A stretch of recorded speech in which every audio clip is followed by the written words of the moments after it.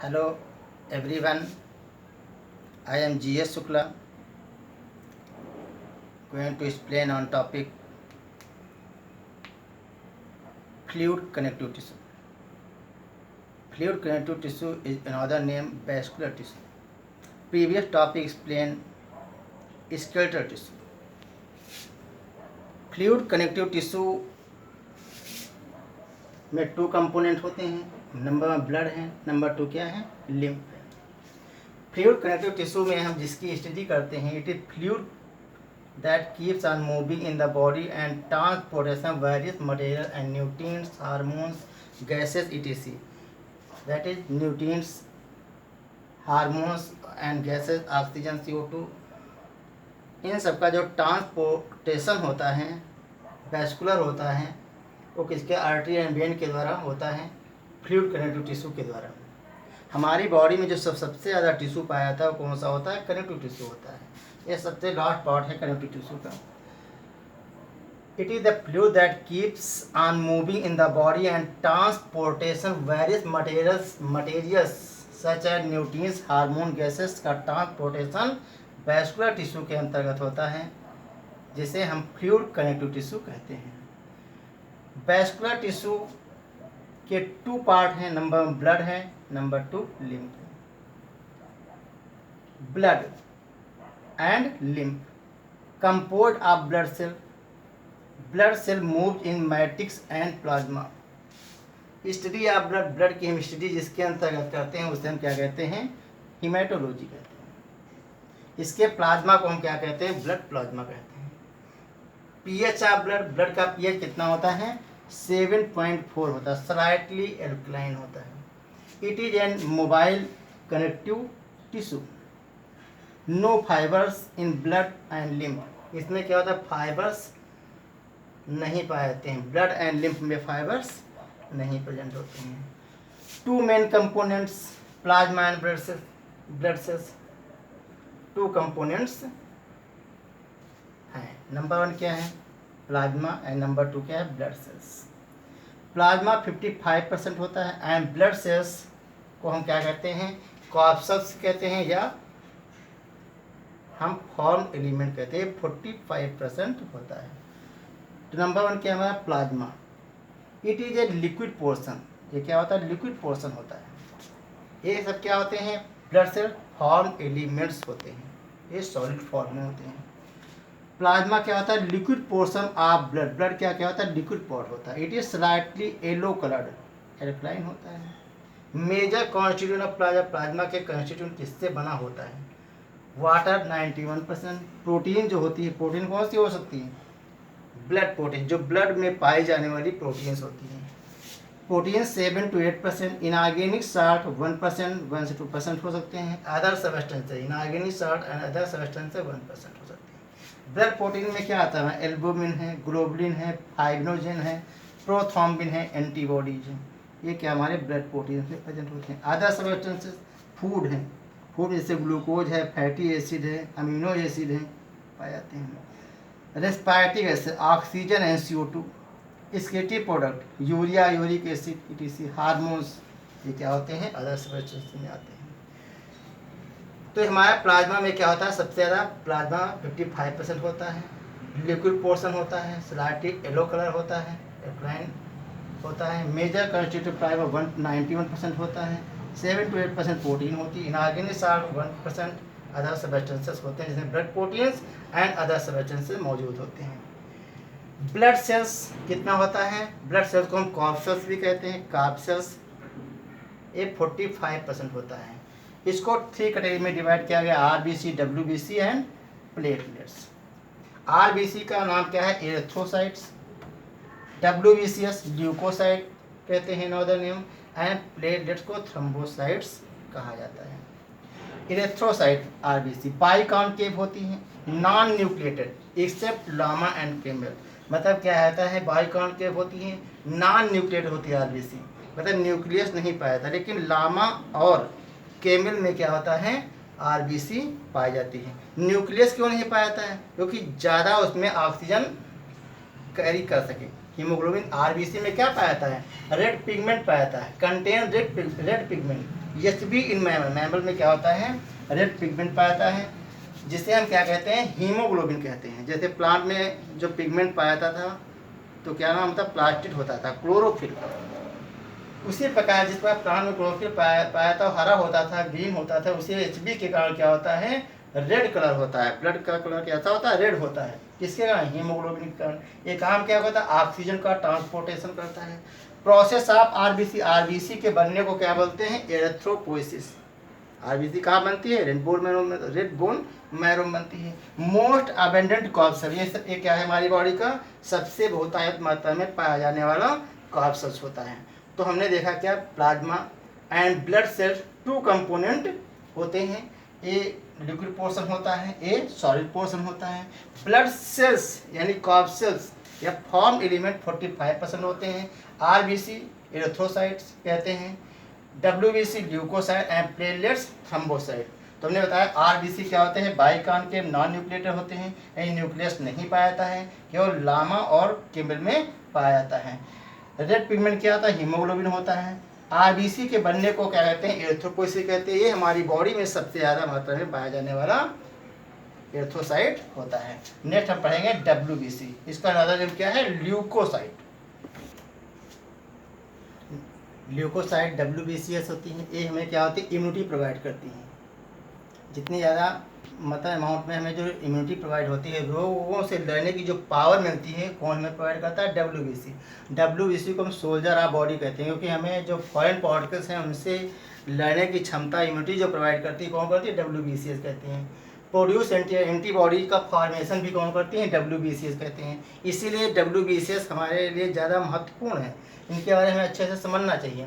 तो डब्ल्यूबीसीएस को दूसरा नाम क्या होता है, ल्यूकोसाइट्स।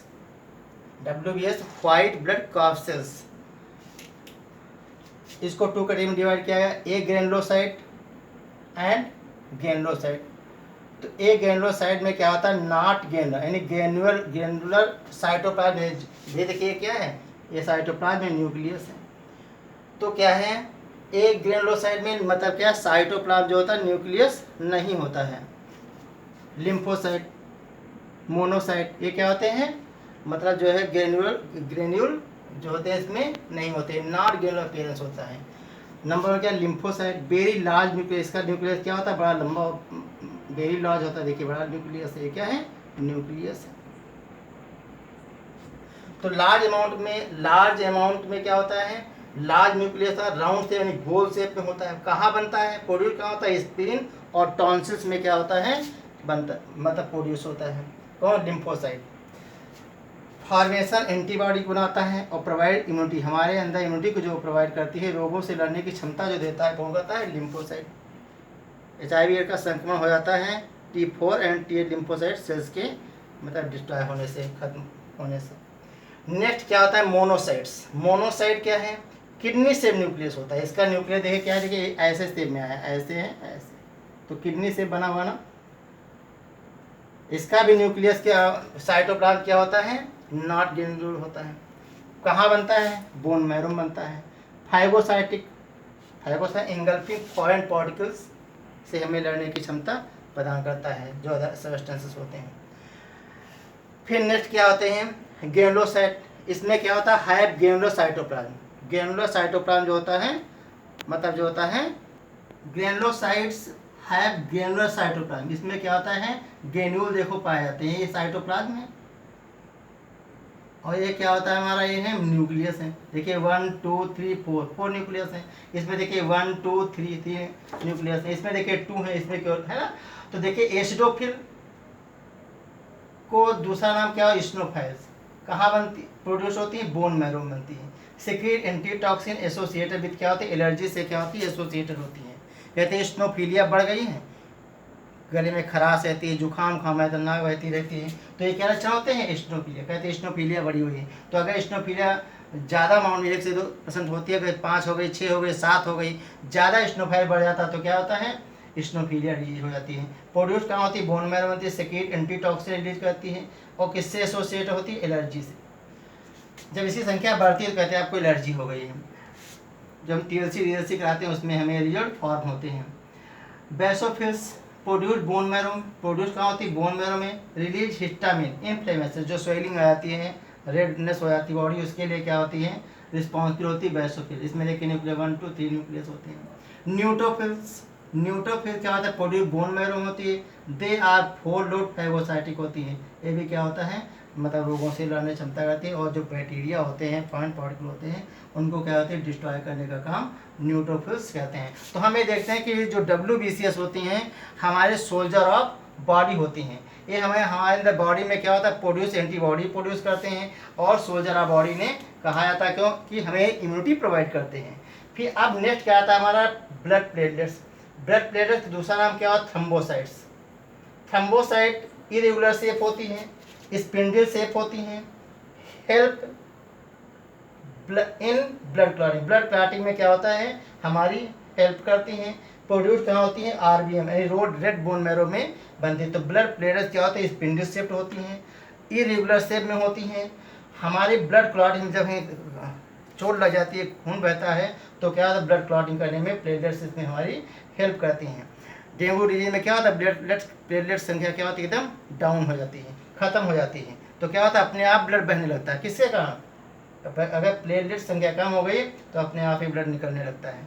तो कहने वाला ब्लड प्लेटलेट्स जो होती हैं हमारे शरीर के अंदर ब्लड क्लॉटिंग को लिए रिस्पॉन्सिबल होती हैं। रेड बोन मैरो में बनती हैं, इनका शेप स्पिंडल शेप्ड होता है। अब हम देखते हैं ब्लड का फंक्शन क्या होता है। ब्लड का फंक्शन क्या होता है, फंक्शन अगर हम फंक्शन देखते हैं, इसका काम क्या होता है ब्लड का, तो ये जो ऑक्सीजन को ट्रांसपोर्ट करता है, ऑक्सीजन ट्रांसपोर्ट ऑक्सीजन। जो हीमोग्लोबिन होती है, हीमोग्लोबिन में न्यूक्लियस नहीं पाया था। क्यों नहीं पाया था, क्योंकि अगर न्यूक्लियस पाया तो ऑक्सीजन कैरी उसमें कम हो पाएगी, इसीलिए अपना न्यूक्लियस क्या होता है, वो मैच्योर होने पर न्यूक्लियस गायब हो जाता है। ऑक्सीजन का ट्रांसपोर्ट करता है, गैसेस का ट्रांसपोर्ट करता है। गैसेस CO2 है, तो CO2 का ट्रांसपोर्ट भी करेगा कौन, ब्लड हमारा करेगा।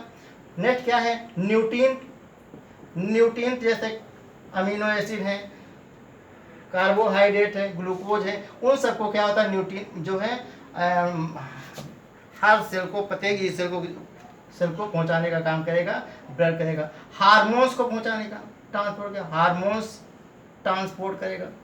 तो हार्मोन्स कहाँ से रिलीज होते हैं, हार्मोन्स जो रिलीज होते हैं हमारे यहाँ डक्टलेस ग्लैंड से रिलीज होते हैं, डक्टलेस ग्लैंड से। सच है पिट्यूटरी ग्लैंड है, हमारे अंदर थाइमस ग्लैंड है, थायराइड ग्लैंड है। ये सब क्या है, हमारी है जो वो क्या है, डक्टलेस ग्लैंड होती हैं, जहाँ से हार्मोन रिलीज होता है और हमारे विभिन्न पार्ट में, बॉडी के सभी भागों में पहुंचाने का काम कौन करता है, ब्लड के द्वारा ही होता है। तो हमें देखते हैं ऑक्सीजन का ट्रांसपोर्ट करना, गैसेस का ट्रांसपोर्ट करना, न्यूट्रिएंट का ट्रांसपोर्ट, हार्मोन्स का ट्रांसपोर्ट का काम कौन करता है, ब्लड करता है। ब्लड हमारी बॉडी में 5 से 6 लीटर पाया जाता है। अब हम पढ़ेंगे इसका लास्ट पार्ट है लिम्फ। नेक्स्ट लिम्फ के अंतर्गत हम पढ़ते हैं क्या है, लिम्फ क्या होता है, it is N interstitial fluid. ये क्या होता है, इंटरस्टिशियल फ्लूइड होता है, दैट इज टिश्यू फ्लूइड होता है, यानी टिश्यू का जो फ्लूइड होता है उसे हम क्या कहते हैं, लिम्फ कहते हैं। कहाँ प्रेजेंट होता है, present between cells of tissue, tissue के बीच में पाया जाने वाला जो फ्लूइड होता है उसे हम क्या कहते हैं, लिम्फ कहते हैं। This is fluid is collected in tiny tube. ये कहाँ पे कलेक्ट होता है, टीनी ट्यूब्स। टीनी ट्यूब छोटी, बहुत छोटी ट्यूब में क्या होता है, कलेक्ट होता है, जिसे हम क्या कहते हैं, card lymph vessel. Lymph vessel भी कहते हैं, या लिम्फ कैपिलरीज कहते हैं, या लिम्फ नोड्स कहते हैं। तो जहाँ पे टीनी ट्यूब में ये ब्लड जो होता है कलेक्ट होता है, इकट्ठा होता है, उसे हम क्या कहते हैं, लिम्फ वेसल्स, या लिम्फ कैपिलरीज और लिम्फ नोड्स कहा जाता है। फ्लूइड में जो फ्लूइड होता है उसे हम क्या कहते हैं, लिम्फ कहते हैं। कंपोजिशन क्या होता है, just like plasma except lack RBC।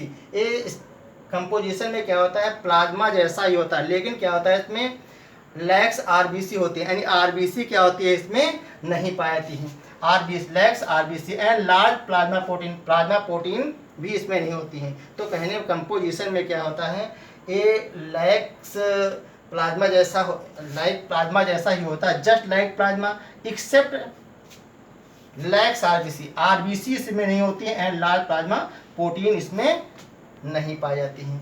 Function में देख लेते हैं, फंक्शन क्या होता है इसका लिम्फ का, maintains balance of blood and tissue fluid, balance blood maintain करना, blood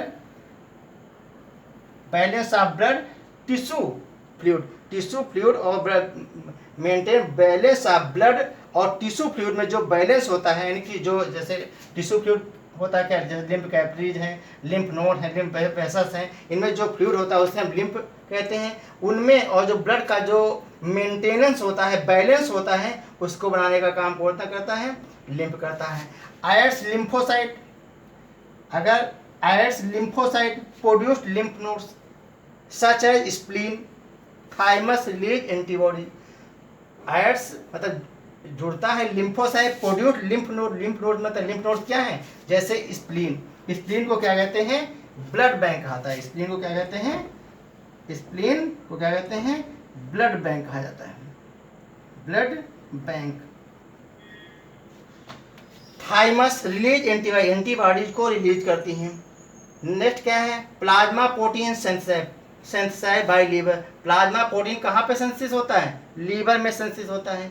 iron enter blood through lymph, और ब्लड में प्लाज्मा इंटर करता है तो किसके थ्रू होता है, लिम्फ के थ्रू होता है। हमारे कहने मतलब ये कि ब्लड में क्या होता है, जो ब्लड का फॉर्मेशन होता है वो मैरो में होता है, तो उसमें जो प्लाज्मा प्रोटीन्स होती हैं वो लीवर में सिंथेसाइज होती है और थ्रू लिम्फ के थ्रू ब्लड में एंट्री करता है। यानी plasma protein synthesize by liver enter blood through lymph,